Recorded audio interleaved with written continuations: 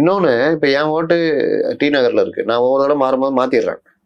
நான் நினைச்சுக்கிறேன் என் ஓட்டு என் கையில இருக்கு, நான் மாத்திட்டேன் அப்படின்னு. ஆனா டி நகர்லயும் உங்க ஓட்டு விழுது, சேப்பாக்கத்துலயும் இருக்கு, 1000 விளக்குலயும் என் ஓட்டு இருக்கு, நீக்கல. அது தேர்தல் ஆணையம் பண்ணணும். அவங்க வரை வாக்காளர் பட்டியல் வெளியிடுவாங்க.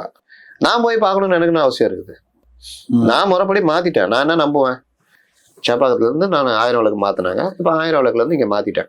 எனக்கு டி நகர் கான்ஸ்டியூஷன்ல என்னோட இதை கொடுத்துட்டாங்க. அப்ப அங்க நீக்கிருப்பாங்க தான் நான் நினைப்பேன். நீங்க நீக்காம வச்சிருக்கீங்க.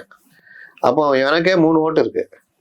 இதுல அந்த 2 ஓட்டையும் யாரோ ஒரு கட்சிக்காரங்க நோட் பண்ணி ஓட்டா போட்டுடுறாங்க.